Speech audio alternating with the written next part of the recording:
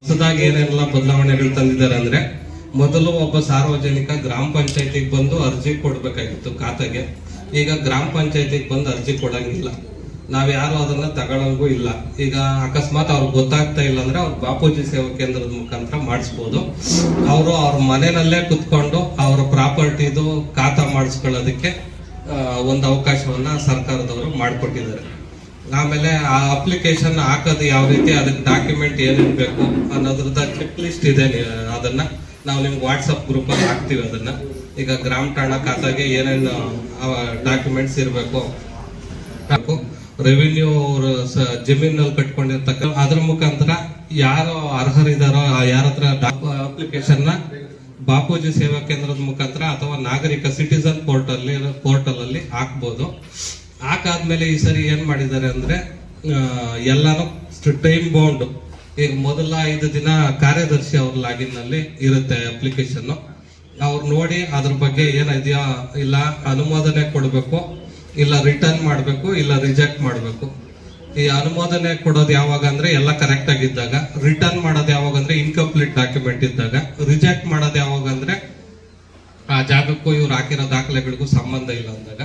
ಆ 3 option secretary sir login ಅಲ್ಲಿ ಇದೆ. ಅವ್ರಿಗೆ 5 ದಿನ ಕಾಲಾವಕಾಶ ಕೊಟ್ಟಿದ್ದಾರೆ ಒಂದು ಅಪ್ಲಿಕೇಶನ್ ನೋಡಕ್ಕೆ. ಅವ್ರು ನೋಡ್ಲಿಲ್ಲ ಅಂದ್ರೆ ಆಟೋಮೆಟಿಕ್ ಆಗಿ ನನಗ್ ಬರುತ್ತೆ. ನನ್ನ ಲಾಗಿನ್ ಅಲ್ಲಿ 3 ದಿನ ಕೊಟ್ಟಿದ್ದಾರೆ, ನಾನ್ ನೋಡ್ಬೇಕು, ಇಲ್ಲ ಏನಾದ್ರು ಒಂದು ಮಾಡ್ಬೇಕು. ನಂದಾದ ತಕ್ಷಣ ಅಧ್ಯಕ್ಷರ ಲಾಗಿನ್ಗೆ ಹೋಗುತ್ತೆ. ಇನ್ ಮುಂದೆ ಅವರು ಕಂಪ್ಯೂಟರ್ ಇಟ್ಕೊಂಡು ಎಲ್ಲರೂ ಅವರು ಅನುಮೋದನೆ ಕೊಡುವಂತ ಸಂದರ್ಭ. ಈಗ ಆಲ್ರೆಡಿ ನೆನ್ನೆಯಿಂದ ಸ್ಟಾರ್ಟ್ ಆಗಿದೆ ಮೇಡಮ್. ಈಗ ಅಧ್ಯಕ್ಷರ ಲಾಗಿನ್ ಅಲ್ಲಿ 3 ದಿನ ಇರುತ್ತೆ. ಅವರು ಅದನ್ನ ಪರಿಶೀಲನೆ ಮಾಡ್ಬಿಟ್ಟು ಮುಂದಕ್ಕೆ ಕಳಿಸ್ಬೋದು, ಹಿಂದಕ್ಕೆ ಕಳಿಸ್ಬೋದು, ಅಥವಾ ಏನ್ ಬೇಕು ಕ್ರಮ ತಗೋಬೇಕು ಅಂತ ಶರ ಬರಿಬಹುದು. ಅಷ್ಟು ಆಪ್ಷನ್ ಕೊಟ್ಟಿದ್ದಾರೆ. ಅದಾದ ತಕ್ಷಣ ಇಒ ಅವ್ರಿಗೆ ಹೋಗುತ್ತೆ. ಇಒ ಅವ್ರ ಅಪ್ರೂವಲ್ ಮಾಡಿದ ತಕ್ಷಣ ಮತ್ತೆ ನನ್ನ ಲಾಗಿನ್ ಬರುತ್ತೆ. 3 ದಿನದಲ್ಲಿ ಆಗುತ್ತೆ. ಈಗ ನೋಡ್ಲಿಲ್ಲ ಅಂದ್ರೆ ಆ ಆಟೋ ಅಪ್ರೂವಲ್ ಅವ್ರು ಹಾಕಿರೋದೇ ಕರೆಕ್ಟ್ ಅಂತ ಹೇಳಿ ಎಲ್ಲ ಅಪ್ರೂವಲ್ ಆಗ್ತಾ ಇರುತ್ತೆ. ಅದಕ್ಕೆ ಈಗ ಯಾವ್ದು ಅಪ್ಲಿಕೇಶನ್ಗಳು ಹಾಕ್ಬೇಕು, ಹೆಂಗ್ ಹಾಕ್ಬೇಕು ಅನ್ನೋದ್ರ ಬಗ್ಗೆ ನಮಗೂ ಟ್ರೈನಿಂಗ್ಗಳು ನಡೀತಾ ಇದಾವೆ.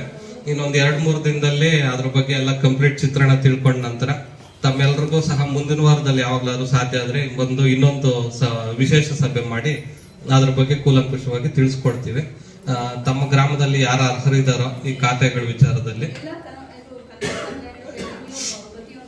ಎಲ್ಲಾನು ಮೇಡಮ್, ಗ್ರಾಮ ಠಾಣಾ ಎಲ್ಲ, ಗ್ರಾಮ ಠಾಣಾ, ರೆವಿನ್ಯೂ. ಈಗ ಕೆಲವು ಎ ಖಾತಾ ಬರುತ್ತೆ, ಕೆಲವು ಬಿ ಖಾತಾ ಬರುತ್ತೆ. ಮೊದಲು 9, ಆಮೇಲೆ ಹಕ್ಕುಪತ್ರ ಕೆ ಖಾತಾ, ಅದಾದ್ಮೇಲೆ BMRDA ಸೈಟ್ಸ್ ಅಪ್ರೂವಲ್ ಆಗಿರೋದು, ರಿಲೀಸ್ ಆಗಿರೋ ಸೈಟ್ಸ್ ಕೆ ಖಾತಾ. ಇನ್ನು ಉಳಿದಿರೋದಕ್ಕೆಲ್ಲಾನು ಬಿ ಖಾತಾ, ರೆವಿನ್ಯೂ ಜಾಗದಲ್ಲಿ ಇರೋದಕ್ಕೂ ಬಿ ಖಾತಾ. ಆಮೇಲೆ ಮೊದಲೆಲ್ಲ ನಾನ್ ಟ್ರಾನ್ಸಾಕ್ಷನ್ ಅಂತ ಇರ್ತಾ ಇತ್ತು. ಈ ಸರಿ ಆ ರೆಸ್ಟ್ರಿಕ್ಷನ್ ತೆಗೆದಿದ್ದಾರೆ, ಎಲ್ಲ ಟ್ರಾನ್ಸಾಕ್ಷನ್ ಕೊಡ್ತಾ ಇದ್ದಾರೆ. ಎಲ್ಲಾನು ಸ್ವಲ್ಪ ಎಲ್ಲ ಸಾರ್ವಜನಿಕರು ತುಂಬಾ ಅನುಕೂಲ ಆಗೋ ನಿಟ್ಟಿನಲ್ಲಿ ಎಲ್ಲ ವ್ಯವಸ್ಥೆನೂ ರೂಪಿಸಿದ್ದಾರೆ. ಆಮೇಲೆ ಇದನ್ನ ಮಾಡಿರ್ತಕ್ಕಂಥ ಮುಖ್ಯ ಉದ್ದೇಶ ಪೇಪರ್ಲೆಸ್ ಅಂಡ್ ಫೇಸ್ಲೆಸ್. ಅಂದ್ರೆ ನಾವು ಯಾರೋ ಒಬ್ಬ ಅರ್ಜಿದಾರನ ಮುಖ ನೋಡ್ಬೇಕು ಅಂತಿಲ್ಲ. ಈಗ ಅವ್ನ್ ಬರ್ಬೇಕು, ನಮ್ಮ ಹತ್ರ ಮುಖ ತೋರಿಸ್ಬೇಕು, ಅರ್ಜಿ ಕೊಡ್ಬೇಕು, ನಮ್ಮ ಹತ್ರ 2-3 ಸರಿ ತಿರುಗ್ಬೇಕು, ಅವೆಲ್ಲ ಏನಿಲ್ಲ. ಎಲ್ಲ ಫೇಸ್ಲೆಸ್ ಮತ್ತು ಪೇಪರ್ಲೆಸ್ ಮಾಡೋಂಥ ಉದ್ದೇಶದಿಂದ ತುಂಬಾ ಚೆನ್ನಾಗಿ ಈ ಸಾಫ್ಟ್ವೇರ್ ನ ಬಿಲ್ಡ್ ಮಾಡಿದ್ದಾರೆ. ಆದ್ರೆ ನಮಗೆ ಅನಾನುಕೂಲ ಒಂದೇ ಒಂದು ಏನಾಗ್ಬೋದು ಅಂದ್ರೆ, ಗ್ರಾಮ ಠಾಣದಲ್ಲಿ ಈಗ ಸದ್ಯಕ್ಕೆ ಯಾವ್ದಾದ್ರು ಒಂದು ರಿಜಿಸ್ಟರ್ಡ್ ಡಾಕ್ಯುಮೆಂಟ್ ಬೇಕೇ ಬೇಕು ಅಂತ ಮ್ಯಾಂಡೇಟರಿ ಮಾಡಿ ಇಟ್ಬಿಟ್ಟಿದ್ದಾರೆ. ಅಂದ್ರೆ ಸೇಲ್ ಡೀಡ್ ಆಗ್ಲಿ, ವಿಭಾಗ ಪತ್ರ ಆಗ್ಲಿ, ರಿಜಿಸ್ಟರ್ ಆಗಿರ್ಬೇಕು ಅನ್ನೋದನ್ನ ಕಂಪಲ್ಸರಿ ಮಾಡಿ ಇಟ್ಬಿಟ್ಟಿದ್ದಾರೆ. ಅದನ್ನ ಮಾಡ್ಬೋದು, ಎಲ್ಲ ಮಾಡ್ಬೋದು. ಅದನ್ನ ನಾವು ರಿಕ್ವೆಸ್ಟ್ ಮಾಡಿದೀವಿ ಸರ್ಕಾರನ. ನಾನು ಗ್ರಾಮ ಠಾಣದಲ್ಲಿ 80% ಜನಕ್ಕೆ ರಿಜಿಸ್ಟರ್ಡ್ ಡೀಡ್ ಇರಲ್ಲ. ಅವ್ರದ್ದು 911 ಎಂಟ್ರಿ ಇರುತ್ತೆ, ಮತ್ತೆ ಅವ್ರದ್ದೇನೋ ಇರುತ್ತೆ, ಅವ್ರ ಕಂದಾಯದ ರಸೀದಿ ಇರುತ್ತೆ. ಅದ್ರ ಆಧಾರದ ಮೇಲೆ ಮನೆ ಕಟ್ಕೊಂಡಿರ್ತಾರೆ. ಅದ್ರ ಪ್ರಕಾರ ಮಾಡ್ಕೊಡ್ಬೇಕು ಅಂತ. ಅದನ್ನ ಮುಂದಿನ ದಿನಗಳಲ್ಲಿ ಬದಲಾವಣೆ ಮಾಡ್ತೀವಿ. ಒಂದು ಕಮಿಟಿ ಸರ್ಕಾರದ ಲೆವೆಲ್ ಅಲ್ಲಿ ಮೀಟಿಂಗ್ ಮಾಡಿ ಆ ಬದಲಾವಣೆಗಳು ತರ್ತೀವಿ ಅಂತ ಹೇಳಿದ್ದಾರೆ.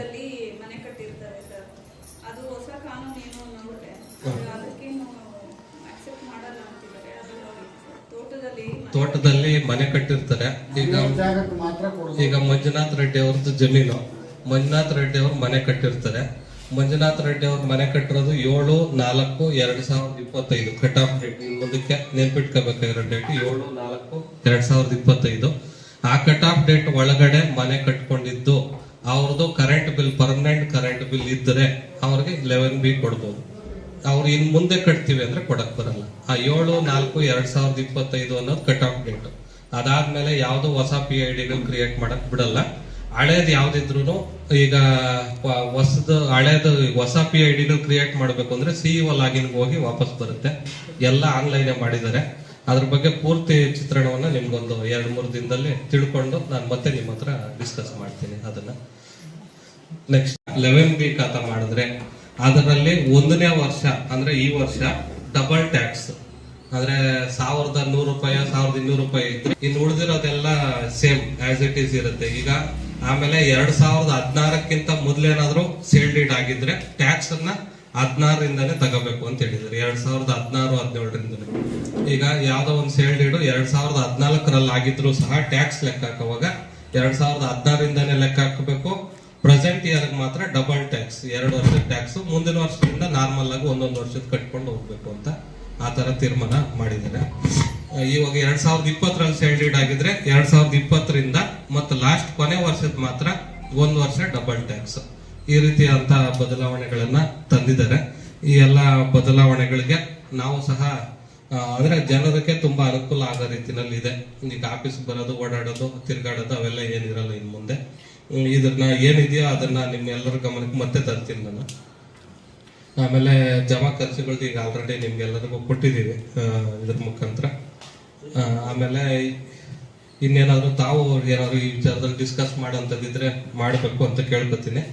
ಆಮೇಲೆ ಈ ದಿನ ನಮ್ಮ ಮರಸೂರು ಗ್ರಾಮ ಪಂಚಾಯತಿಗೆ ತಾಲೂಕಿನಲ್ಲಿ ಮರಸೂರು ಗ್ರಾಮ ಪಂಚಾಯತಿಗೆ ವಿಶೇಷವಾಗಿ 2021-22ನೇ ಸಾಲಿನ ಈಚೆಗೆ ಕರ್ನಾಟಕ ಸರ್ಕಾರದ ಪ್ರತಿಷ್ಠಿತ ಗಾಂಧಿ ಪುರಸ್ಕಾರ 2 ಸಲ ನಾವು ನಮ್ಮ ಪಂಚಾಯತಿ ತಗೊಂಡಿದ್ದೀವಿ. ಈ ಪುರಸ್ಕಾರಕ್ಕೆ ನಮಗೆ ಸಹಕಾರ ಕೊಟ್ಟ ನಮ್ಮ ಉಪಾಧ್ಯಕ್ಷರು, ಅಧ್ಯಕ್ಷರು ಮತ್ತು ಎಲ್ಲ ಸದಸ್ಯರು ಮತ್ತು ನಮ್ಮ ಪಂಚಾಯತಿ ಆಡಳಿತ ವರ್ಗ ತುಂಬ ಶ್ರಮಪಟ್ಟು ನಮ್ಮ ಪಂಚಾಯಿತಿಯಲ್ಲಿ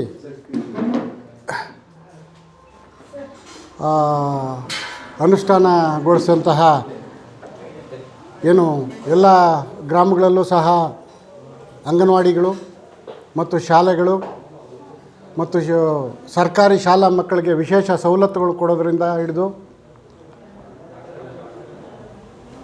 ಅವ್ರಿಗೆ ಪ್ರೋತ್ಸಾಹಧನ ಕೊಡೋದು, ಅಂಗವಿಕಲರಿಗೆ ಪ್ರೋತ್ಸಾಹಧನ ಕೊಡೋದು, ಈ ಥರ ಸುಮಾರು ಯೋಜನೆಗಳು. ವಿಶೇಷವಾಗಿ ಹೇಳ್ಬೇಕಂದ್ರೆ ನಮ್ಮ ಇಡೀ ರಾಜ್ಯದಲ್ಲೇ ಮೊಟ್ಟ ಮೊದಲ ಬಾರಿಗೆ ನಾವು ಹಾಲು ಉತ್ಪಾದಕರಿಗೆ ಅಂದರೆ ರೈತರಿಗೆ ಪ್ರತಿ ಲೀಟ್ರಿಗೆ 10 ರೂಪಾಯಿ ಕೊಡ್ತಾಯಿದ್ದೀವಿ. ಇದನ್ನು ಸಹ ಗಮನಿಸಿದ್ದಾರೆ. ಈ ಥರ ಸುಮಾರು ಸವಲತ್ತುಗಳನ್ನ ನಮ್ಮ ಪಂಚಾಯಿತಿ ಕೊಡ್ತೀವಿ. ವಿಶೇಷವಾದ ಸವಲತ್ತುಗಳನ್ನ ನಾವು ಕೊಡ್ತಾಯಿದ್ದೀವಿ. ಇದನ್ನೆಲ್ಲ ಗುರುತಿಸಿ ನಮ್ಮ ರಾಜ್ಯ ಸರ್ಕಾರ ಇವತ್ತು ನಮಗೆ ಗಾಂಧಿ ಪುರಸ್ಕಾರವನ್ನು ಕೊಟ್ಟಿದೆ. ಇದಕ್ಕೆ ನಮಗೆ ಸಹಕರಿಸಿದಂಥ ನಮ್ಮ ನಾಯಕರುಗಳಾದ ಮಾಜಿ ಜಿಲ್ಲಾ ಪಂಚಾಯಿತಿ ಸದಸ್ಯರಾದಂಥ ರಾಮಚಂದ್ರವರು, ಅದೇ ರೀತಿ ತಾಲೂಕ್ ಪಂಚಾಯಿತಿ ಮಾಜಿ ಸದಸ್ಯರಾದಂತಹ ರಾಮಕೃಷ್ಣಣ್ಣನವರು ಹಾಗೂ ಶ್ರೀನಿವಾಸ ರೆಡ್ಡಿಯವರು ಎಲ್ಲ ಮುಖಂಡರುಗಳ ಮಾರ್ಗದರ್ಶನದಿಂದ ನಾವು ಇವತ್ತು ಈ ಪಂಚಾಯಿತಿಲಿ ಈ ಸಾಧನೆ ಮಾಡೋಕ್ಕೆ ನಮಗೆ ಸಾಧ್ಯವಾಯಿತು ಅಂತ ಹೇಳ್ತೆ ಎಲ್ಲರಿಗೂ ಅಭಿನಂದನೆಗಳನ್ನು ತಿಳಿಸ್ತಾ ಇದ್ದೀನಿ. ಎಲ್ರಿಗೂ ನಮಸ್ಕಾರ. ನಾನು ಮರಸೂರು ಗ್ರಾಮ ಪಂಚಾಯಿತಿಯಿಂದ ಉಪಾಧ್ಯಕ್ಷರು ಮಾತಾಡ್ತಾ ಇರೋದು. ನಮಗೆ ಈ ಸರಿನೂ ಮತ್ತೆ ಗಾಂಧಿ ಗ್ರಾಮ ಪುರಸ್ಕಾರ ಬಂದಿದೆ. ಅದನ್ನು ಸ್ವೀಕರಿಸಿರೋದಕ್ಕೆ ತುಂಬ ಸಂತೋಷ ಆಗ್ತಾಯಿದೆ. ಇದಕ್ಕೆ ಸಹಕರಿಸಿರುವಂತಹ ನಮ್ಮ ಎಲ್ಲ ಪಂಚಾಯಿತಿ ಸಿಬ್ಬಂದಿಯವರು ಹಾಗೂ ಅಧ್ಯಕ್ಷರು ಹಾಗೂ ಸರ್ವ ಸದಸ್ಯರು ಎಲ್ಲ ಸಮ್ಮುಖದಿಂದ ಎಲ್ಲರ ಒಂದು ಶ್ರಮದಿಂದ ಈ ಒಂದು ಗಾಂಧಿ ಗ್ರಾಮ ಪುರಸ್ಕಾರ ಮತ್ತೆ ನಮ್ಮದಾಗಿದೆ. ತುಂಬ ಖುಷಿ ಕೊಡುವಂಥ ವಿಚಾರ. 2ನೇ ಬಾರಿಯೂ ನಮ್ಮ ಪಂಚಾಯತಿಗೆ ಗಾಂಧಿ ಗ್ರಾಮ ಪುರಸ್ಕಾರ ಬಂದಿರೋದು ನಮ್ಮ ಪಂಚಾಯಿತಿ ನಮ್ಮ ಹೆಮ್ಮೆ ಅಂತ ಹೇಳ್ಬೋದು. ಇದೇ ರೀತಿ ಹಲವಾರು ಕೆಲಸಗಳನ್ನು ನಾವು ಅಭಿವೃದ್ಧಿ ಕೆಲಸಗಳನ್ನು ಮಾಡಿದ್ದೀವಿ. ಹಾಲು ಡೈರಿಗೆ ಹಾಲು ಹಾಕೋರಿಗೆ 10 ರೂಪಾಯಿ ಲೀಟ್ರ್ ಮೇಲೆ 10 ರೂಪಾಯಿ ಇರ್ಬೋದು. ಮತ್ತು ಅಂಗವಿಕಲರಿಗೆ ತಿಂಗಳ 1000 ರೂಪಾಯಿ ಕೊಡೋದಿರ್ಬೋದು. ಎಲ್ಲ ಕೆಲಸಗಳಲ್ಲೂ ಕಾವೇರಿ ವಾಟ್ರಿಗಂತೂ ತುಂಬ ಶ್ರಮ ವಹಿಸಿ ಅಧ್ಯಕ್ಷರು ಇರ್ಬೋದು, ಮತ್ತು PDO ಸರ್ ಇರ್ಬೋದು, ಮತ್ತು ನಾವು ಎಲ್ಲರೂ ಇರ್ಬೋದು, ತುಂಬ ಶ್ರಮ ವಹಿಸಿ ಕಾವೇರಿ ವಾಟರ್ ತರಲೇಬೇಕು ನಮ್ಮ ಅವಧಿಯಲ್ಲಿ ಅಂತ ತುಂಬ ಶ್ರಮ ಪಡ್ತಾ ಇದ್ದೀವಿ. ಅದು ಆದಷ್ಟು ಬೇಗ ಆಗ್ಬೋದು. ಅದೇ ರೀತಿ ಇನ್ನೂ ಹೆಚ್ಚಿನ ಕೆಲಸಗಳನ್ನು ಮಾಡಿದ್ವಿ. ಮಕ್ಕಳಿಗೆ 10,000 ಸ್ಕಾಲರ್ಶಿಪ್ ಕೊಡೋದಿರ್ಬೋದು, ಸುಮಾರು ಕೆಲಸಗಳನ್ನು, ಹಲವಾರು ಕೆಲಸಗಳ ಅಭಿವೃದ್ಧಿ ಕೆಲಸಗಳನ್ನು ಮಾಡಿದ್ದೀವಿ. ಈ ಒಂದು ಕೆಲಸಗಳಿಗೆಲ್ಲ ಮಾಡೋದಕ್ಕೆ ಸಹಕರಿಸಿದಂಥ ಅಧ್ಯಕ್ಷರಿರ್ಬೋದು, PDO ಸರ್ ಇರ್ಬೋದು. ಮತ್ತು ನಮ್ಮ ಅವಧಿಯಲ್ಲಿ ನಾನು 2 ರೂಪಾಯಿ ಮಾಡಿದೆ 1 ಲೀಟ್ರಿಗೆ ಹಾಲಿಗೆ. ಈಗ ರಮೇಶ್ ಅಣ್ಣವರ ಅಧ್ಯಕ್ಷತೆಯಲ್ಲಿ 10 ರೂಪಾಯಿ ಮಾಡಿದ್ದಾರೆ. ಹಾಗೆ ಮಕ್ಕಳಿಗೆ ಟ್ರ್ಯಾಕ್ ಸೂಟ್ ಕೊಡಿಸೋದಿರ್ಬೋದು, ಅವ್ರಿಗೆ ಇದು ಎಲ್ಲ ಇದರಲ್ಲೂ ಸಪೋರ್ಟಿವ್ ಆಗಿ ಮಕ್ಕಳಿಗೆ ಕ್ರೀಡೆ ಇದರಲ್ಲೂ ಸಪೋರ್ಟ್ ಮಾಡಿದ್ದೀವಿ. ಎಲ್ಲ ವಿಷಯದಲ್ಲೂ ನಮ್ಮ ಪಂಚಾಯಿತಿ ಮುಂದೆ ಇರೋದ್ರಿಂದ ನಮಗೆ ಗಾಂಧಿ ಗ್ರಾಮ ಪುರಸ್ಕಾರವನ್ನು ತಗೊಳ್ಳೋಕ್ಕೆ ಈಸಿ ಆಯಿತು. ಹಾಗೆ ಎಲ್ಲ ನಮ್ಮ 28 ಪಂಚಾಯಿತಿಗಳಲ್ಲಿ ನಮ್ಮ ಪಂಚಾಯಿತಿಗೆ, ರಾಜ್ಯದಲ್ಲೇ ನಮ್ಮ ಪಂಚಾಯಿತಿಗೆ 2ನೇ ಸರಿ ಗಾಂಧಿ ಗ್ರಾಮ ಪುರಸ್ಕಾರ ಬಂದಿರೋದು ನಮಗೆ ತುಂಬ ಹೆಮ್ಮೆ ಆಗ್ತಾಯಿದೆ. ನಮ್ಮ ಎಲ್ಲ ಗ್ರಾಮಸ್ಥರ 8 ಗ್ರಾಮಸ್ಥರ ಸಹಕಾರ ಹಾಗೂ ಸದಸ್ಯರ ಸಹಕಾರ, ಅಧ್ಯಕ್ಷರು ಮತ್ತು ನಮ್ಮ ನಾವು ಇಷ್ಟೆಲ್ಲ ಸಾಧನೆ ಮಾಡಬೇಕಂದ್ರೆ ನಮಗೆ ಸಪೋರ್ಟಾಗಿ ನಿಂತಿದ್ದು PDO ಸರ್ ಇರ್ಬೋದು. ಮತ್ತು ಅವರು ನಮ್ಮ ಜೊತೇಲಿ ಕೆಲಸ ಮಾಡಿದ್ದಕ್ಕೆ ಹೆಮ್ಮೆ ಅಂತ ಹೇಳಿದ್ರು. ನಿಜವಾಗ್ಲೂ ನಾವು ಹೇಳಬೇಕು, ಅವ್ರ ಜೊತೆಯಲ್ಲಿ ಕೆಲಸ ಮಾಡಿರೋದಕ್ಕೆ ನಮಗೆ ಹೆಮ್ಮೆ. ನಮ್ಮದು ಯಾವುದೇ ಒಂದು ಕೆಲಸ ಕಾರ್ಯಗಳಾಗಿರ್ಬೋದು ಆಗಲ್ಲ ಅನ್ನೋ ಹೇಳೋ ಮಾತೇ ಇಲ್ಲ. ಎಲ್ಲ ಕೆಲಸಗಳಲ್ಲೂ ಮಾಡಿ ನಮಗೂ ಒಳ್ಳೆಯ ಹೆಸರು ತಂದುಕೊಟ್ಟಿದ್ದಾರೆ, ಪಂಚಾಯತಿಗೂ ಒಳ್ಳೆಯ ಹೆಸರು ತಂದುಕೊಟ್ಟಿದ್ದಾರೆ. ನಮ್ಮೆಲ್ಲರ ಸದಸ್ಯರ ಪರವಾಗಿ ನಾವು ಅವರಿಗೆ ತುಂಬ ಹೃದಯದ ಧನ್ಯವಾದಗಳನ್ನು ತಿಳಿಸ್ತೀವಿ. ನನಗೆ ಏನು 2020ರಿಂದ 2025ರವರೆಗೂ ಮರಸೂರು ಗ್ರಾಮ ಪಂಚಾಯಿತಿಯ ಸದಸ್ಯೆಯಾಗಿ ಒಂದು ಅಧಿಕಾರ ಸ್ವೀಕಾರ ಮಾಡಿದ್ದಕ್ಕೆ ತುಂಬ ಖುಷಿ ಆಗ್ತಿದೆ.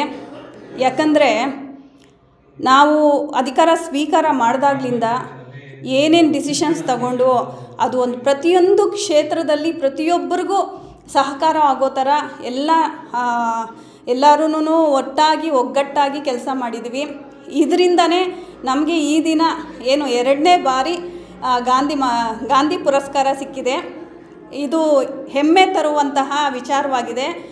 ಏಕೆಂದರೆ ಬಹುಮುಖ್ಯವಾಗಿ ಅನೇಕ ಪಂಚಾಯಿತಿಗಳಲ್ಲೂ ಕೆಲಸಗಳು ಮಾಡ್ತಾರೆ. ಆದರೆ ಕೆಲವೊಂದು ಕ್ಷೇತ್ರಗಳಲ್ಲಿ ಏನು ರಸ್ತೆ ಮಾಡೋದಾಗಲಿ, ರಸ್ತೆ ಡಾಂಬರೀಕರಣ ಮತ್ತು ಚರಂಡಿಗಳು ಮಾಡೋದ್ರ ಬಗ್ಗೆ ಹೆಚ್ಚು ಫೋಕಸ್ ಮಾಡ್ತಾರೆ. ಆದರೆ ಯಾವ ಕ್ಷೇತ್ರವನ್ನು ಕಡೆಗಣಿಸಬಾರ್ದು. ಪ್ರತಿಯೊಬ್ಬರಿಗೂ ಪಂಚಾಯಿತಿ ಏನು ನಮ್ಮ ದೇಶದ ಅಭಿವೃದ್ಧಿ ಅಂದರೆ ಒಂದು ಗ್ರಾಮ ಪಂಚಾಯಿತಿಯ ಅಭಿವೃದ್ಧಿ ಆಗಿರೋದ್ರಿಂದ ಪ್ರತಿಯೊಂದು ಕ್ಷೇತ್ರದಲ್ಲೂ ನಾವು ಗಮನ ಹರಿಸಬೇಕು ಅನ್ನೋ ನಿಟ್ಟಿನಲ್ಲಿ ಅಂಗವಿಕಲರಿಗೆ ಮಾಸಿಕವಾಗಿ 1,000 ರೂಪಾಯಿ ಕೊಡ್ತಿದ್ದೀವಿ.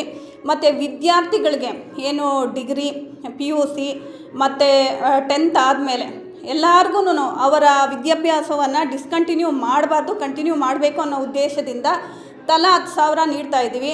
ಮತ್ತು ನಮ್ಮ ಬೆನ್ನೆಲುಬಾದಂತಹ ರೈತರಿಗೆ ಅವರು ಹೈನುಗಾರಿಕೆ ಯಾರು ಮಾಡ್ತಿದ್ದಾರೋ ಅವ್ರಿಗೆಲ್ಲ ಪ್ರತಿ ಲೀಟರ್ಗೆ 10 ರೂಪಾಯಿ ರೀತಿಯಲ್ಲಿ 1 ಲೀಟ್ರಿಗೆ ಕೊಡ್ತಾಯಿದ್ವಿ. ಪಂಚಾಯಿತಿ ವತಿಯಿಂದ ನೀಡೋದ್ರ ಮುಖಾಂತರ ಹೈನುಗಾರಿಕೆ ಇನ್ನಷ್ಟು ಒತ್ತನ್ನು ನೀಡಬೇಕು ಅನ್ನೋ ನಿಟ್ಟಿನಲ್ಲಿ ಮಾಡ್ತಿದ್ದೀವಿ.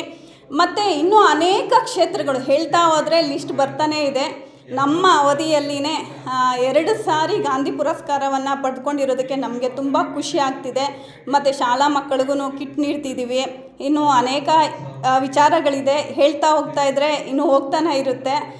ಈಗ ಇನ್ನೊಂದು ಬಹುಮುಖ್ಯವಾದ ವಿಚಾರ ಹೇಳಬೇಕಂದ್ರೆ ನಮ್ಮ ಗ್ರಾಮ ಪಂಚಾಯಿತಿ ನಮ್ಮ ಹೆಮ್ಮೆ ಅಂತ ಹೇಳೋದಕ್ಕೆ ಇಷ್ಟಪಡ್ತೀನಿ. Thank you. ಈ ದಿನ ನಮ್ಮ ಮರಸೂರು ಗ್ರಾಮ ಪಂಚಾಯಿತಿಯ ವಿಶೇಷ ಕಾರ್ಯಕ್ರಮ ಏನಂದರೆ ಗಾಂಧಿ ಪುರಸ್ಕಾರವನ್ನು ನಿನ್ನೆ ತಾನೇ ನಮ್ಮ ಪಂಚಾಯಿತಿ ಸ್ವೀಕಾರ ಮಾಡಿದೆ. ಕಳೆದ ಬಾರಿ ಒಂದು ಪುರಸ್ಕಾರವನ್ನು ಸ್ವೀಕರಣೆ ಮಾಡಿತ್ತು. ಆಗ ನಾನು ಅಧ್ಯಕ್ಷತೆಯಲ್ಲಿ ವಹಿಸಿದೆ. ಹಾಗಾಗಿ ಇದು 2ನೇ ಬಾರಿ ಬಂದಿರೋದು ಬಹಳ ಖುಷಿಯಾಗಿದೆ. ಹಾಗೆಯೇ ನಮ್ಮ ಪಂಚಾಯಿತಿನಲ್ಲಿ ಏನೇ ಕೆಲಸ ಕಾರ್ಯಗಳನ್ನು ಮಾಡಲಿ ಬಹಳಷ್ಟು ವಿಶೇಷವಾದಂಥ ಒಂದು ಆಸಕ್ತಿಯನ್ನು ವಹಿಸಿ ನಾವು ಮಾಡ್ತೀರಿ. ಅದು ಯಾವುದೇ ಕೆಲಸವನ್ನಾಗಿರ್ಬೋದು ಅದರ ಪ್ರತಿಫಲ ಈ ಗಾಂಧಿ ಪುರಸ್ಕಾರ ಅಂತ ಹೇಳ್ಬೋದು.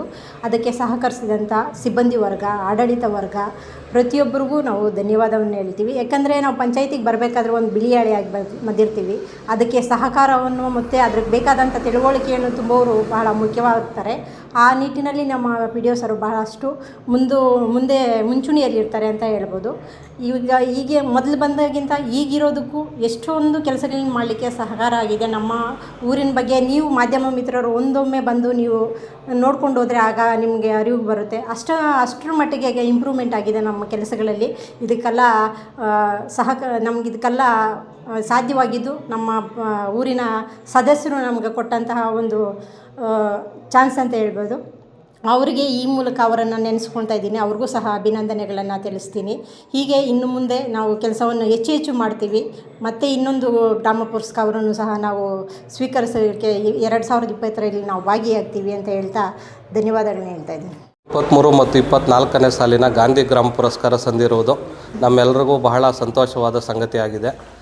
ಈ ಎಲ್ಲ ಯಾವ ರೀತಿ ಸಾಧ್ಯ ಆಗಿದೆ ಅಂದರೆ, ಒಂದು ಆಡಳಿತ ಮಂಡಳಿ ಎಲ್ಲರೂ ಸಹ ಒಗ್ಗಟ್ಟಾಗಿ ಸಿಬ್ಬಂದಿ ವರ್ಗ ಎಲ್ಲರೂ ಸಹ ಅವಿರತ ಶ್ರಮದಿಂದ ಇದು ಸಾಧ್ಯ ಆಗಿದೆ. ನಮ್ಮ ಗ್ರಾಮ ಪಂಚಾಯಿತಿಯಲ್ಲಿ ಹಲವಾರು ವಿಶಿಷ್ಟ ಕಾರ್ಯಕ್ರಮಗಳನ್ನು ನಾವು ಮಾಡ್ತಾಯಿದ್ದೀವಿ. ರೈತರಿಗೆ ಹಾಲು ಪ್ರೋತ್ಸಾಹಧನ ಕೊಡೋದಿರ್ಬೋದು, ಬಾಷ್ ಕಂಪನಿ ಮತ್ತು ಇತರೆ NGOಗಳಿಂದ ನೀರು ಸಂರಕ್ಷಣೆ ಮತ್ತು ಅಂಗನವಾಡಿ ನಿರ್ಮಾಣ ಕಾಮಗಾರಿಗಳು ಮತ್ತು ಶಾಲಾ ಉನ್ನತೀಕರಣ ಕಾಮಗಾರಿಗಳು ಎಲ್ಲನೂ ಸಹ ಮಾಡ್ತಾಯಿದ್ದೀವಿ. ಈ ಎಲ್ಲ ಮಾಡಿರೋದನ್ನು ಗುರುತಿಸಿ ನಮ್ಮ ರಾಜ್ಯ ಸರ್ಕಾರದವರು ಮತ್ತು ಮಾನ್ಯ ಶಾಸಕರು ನಮಗೆ ಈ ಪ್ರಶಸ್ತಿಯನ್ನು ಕೊಟ್ಟಿದ್ದಾರೆ. ನಮಗೆ ಈ ಪ್ರಶಸ್ತಿಯನ್ನು ತೆಗೆದುಕೊಂಡಿರೋದಕ್ಕೆ ತುಂಬ ಸಂತೋಷ ಆಗಿದೆ. ಇದು ನಮ್ಮ ಗ್ರಾಮ ಪಂಚಾಯಿತಿಯ ಈ ಅವಧಿಯ 2ನೇ ಪ್ರಶಸ್ತಿ. ಇನ್ನಷ್ಟು ಉತ್ಸಾಹದಿಂದ ಕೆಲಸ ಮಾಡಿ ಇನ್ನಷ್ಟು ಪ್ರಶಸ್ತಿಗಳನ್ನು ತಗೊಳ್ಬೇಕು ಅಂತ ನಾವು ಭಾಳಷ್ಟು ಆಸೆ ಪಡ್ತಾಯಿದ್ದೀವಿ. ಈ ಸಂದರ್ಭದಲ್ಲಿ ನಾನು ಗ್ರಾಮ ಪಂಚಾಯಿತಿಯ ಅಧ್ಯಕ್ಷರಿಗೆ, ಉಪಾಧ್ಯಕ್ಷರಿಗೆ ಮತ್ತು ಎಲ್ಲ ಗೌರವಾನ್ವಿತ ಸದಸ್ಯರಿಗೂ ಸಹ ಅಭಿನಂದನೆಗಳನ್ನು ಸಲ್ಲಿಸೋಕ್ಕೆ ಇಷ್ಟಪಡ್ತೀನಿ. ಅವರ ಸಹಕಾರ ಮತ್ತು ಬದ್ಧತೆ ಇಲ್ಲ ಅಂದರೆ ಈ ಪ್ರಶಸ್ತಿ ತಗೊಳ್ಳೋಕ್ಕೆ ಆಗ್ತಾ ಇರಲಿಲ್ಲ. ಹಾಗೆ ನಮ್ಮ ಸಿಬ್ಬಂದಿ ವರ್ಗದವ್ರಿಗೂ ಸಹ ನಾನು ಅಭಿನಂದನೆಗಳನ್ನು ಸಲ್ಲಿಸ್ತೀನಿ. ಎಲ್ರಿಗೂ ಧನ್ಯವಾದ.